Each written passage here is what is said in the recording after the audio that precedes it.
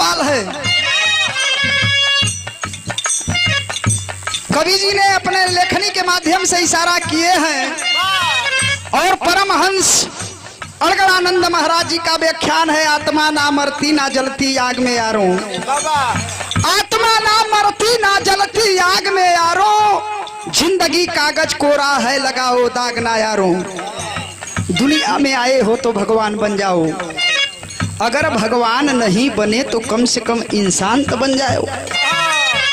बारे कवि जी आइए।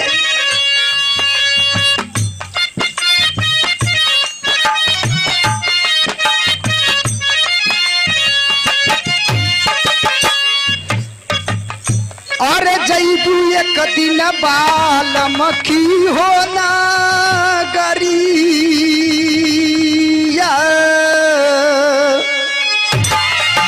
अरे जैबू एक दिन बालमखी होना गरिया, चुनरिया वही के जैबू एक दिन बाल।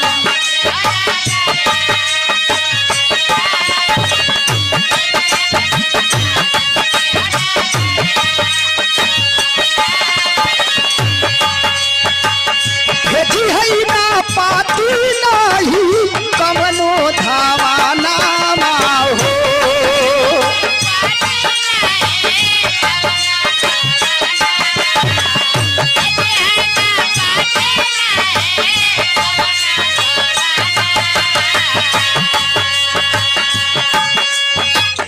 डोलिया कहाँ लेके आई है सजाना हो।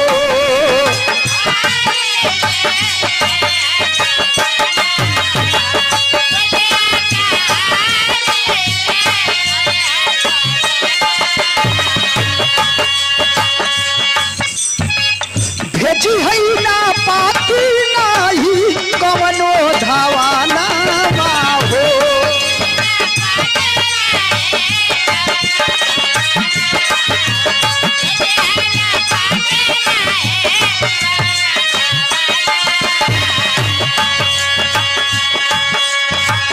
डोलिया कहाँ लेके आई है सजाना हो।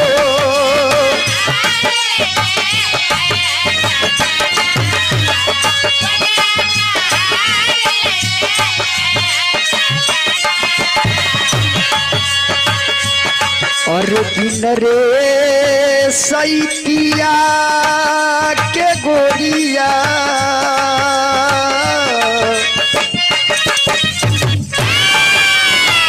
बिन रे सैतिया के गोरिया, बिन रे सैतिया के गोरिया, तू ओढ़ी के चुनारिया जैबू होरा।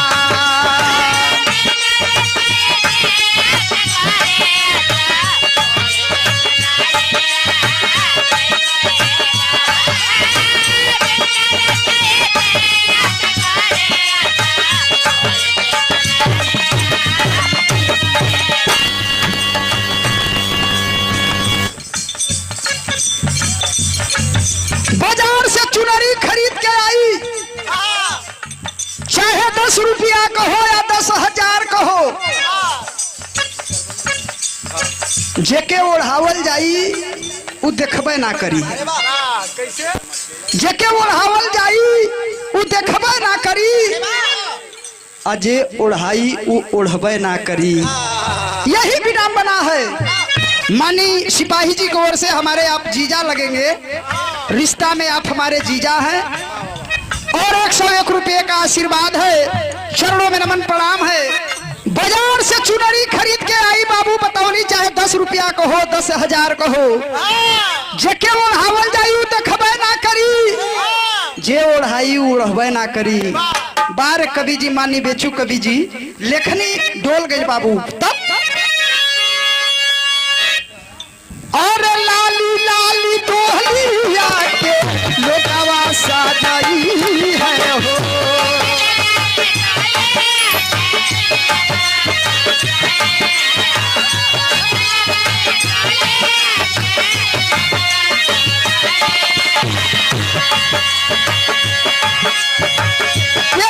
फूले लावा से तोहे ना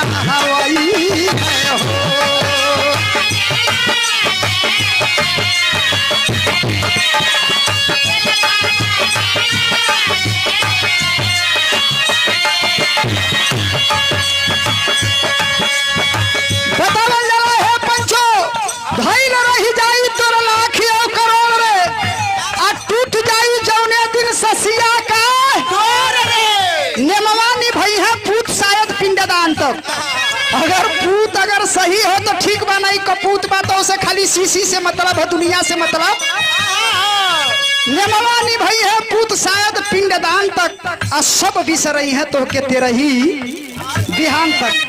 फिर लौकी नाही केहू के नयनवा से लोर रे आ टूट जाई जौने दिन ससिया के बारे मानी। कवि जी लालू लालू डोली आके लोगवा सजई है हो।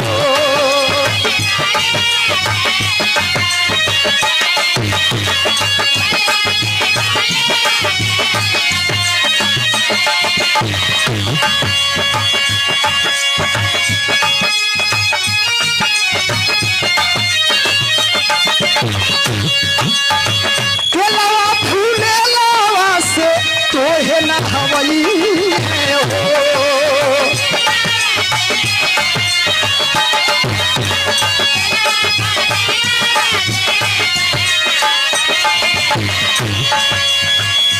अरे गम गम गम की शरीरिया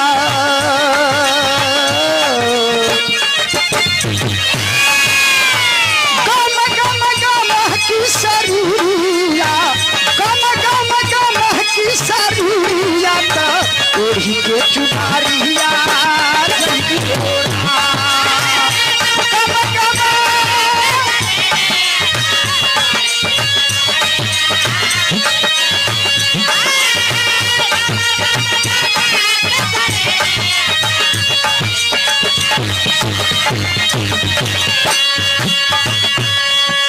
यही माई के गोदी में से बाबू चाहे बेटी हो चाहे बेटा हो इस भूभाग इस पटल पर आता है, कर्म करता है। तो कोई हारमोनियम मास्टर, कोई ढोलक मास्टर, कोई कवि है, कोई लेखक है, कोई गायक है। यहाँ आवे ना बाबू हम हमार में सब बट जाला। माया गाड़ी हमार, बंगला हमार, सब कुछ हमार हो, लेकिन न केहू कुछ लेके आइल बा न केहू कुछ लेके भटक गईला। तब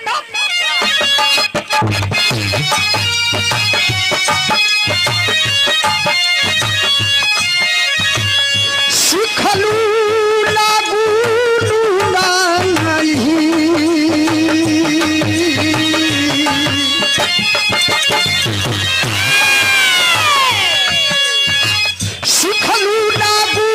नाही कवन साहुरावा हो।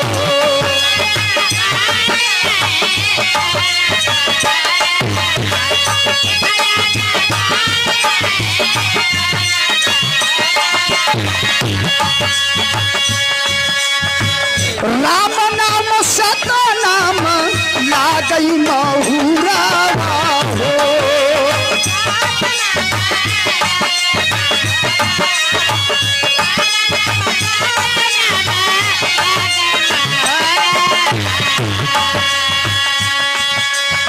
आए है देखे गुरु भजन, ये निर्गुण भजन पर यश के गुरु ए भजन वाले भैया, चैनल वाले भैया की ओर से 101 रुपये का आशीर्वाद रहल और परमहंस स्वामी अड़गड़ानंद महाराज जी का कृपा बरसी।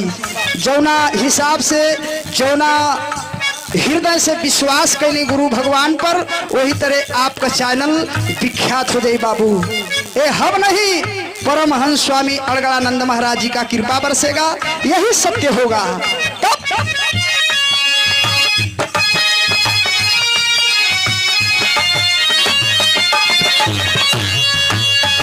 सिखलू लगू नाही कवनो साहुरावा हो।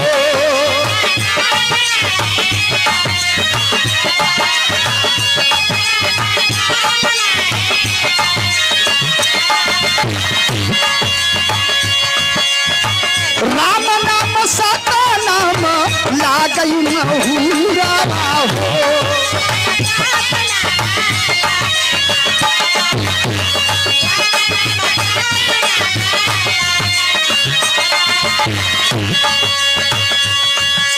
अरे घूमी घूमी लड़वलू नजरिया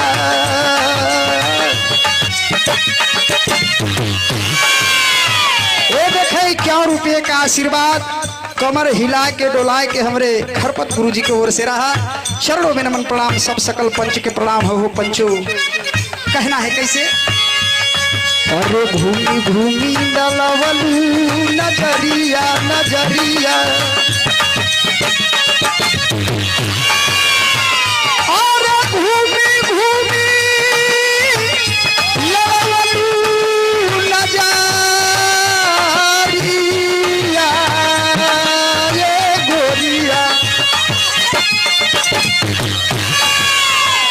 अरे घूमी घूमी डलवलू नजरिया,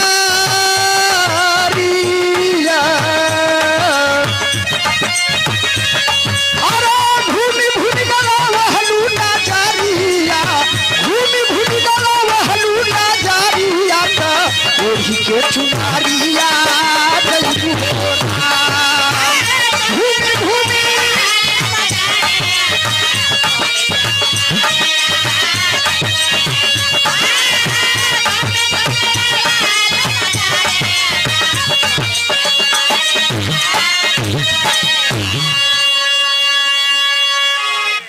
ए गीत के एक कई इशारा बा बाबू कि दुनिया में जे भी आयल हो न केहू कुछ लेके जाई, यह सत्य हो। न केहू कुछ लेके आयल हो न केहू कुछ लेके। तब आखिरी लाइन में कवि जी का बड़ा अमूल्य लाइन है, सबके बदे हो।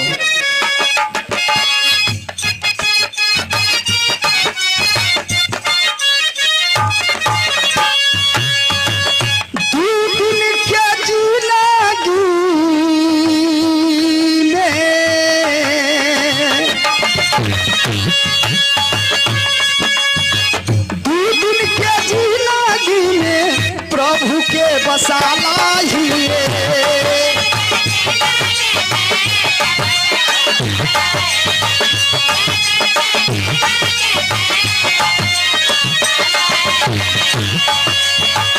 कह बेचू कभी हवा केहू न आयल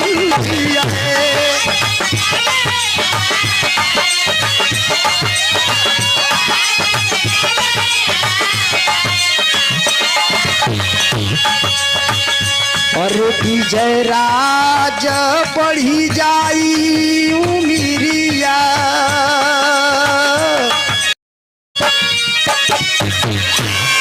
हर विजय राज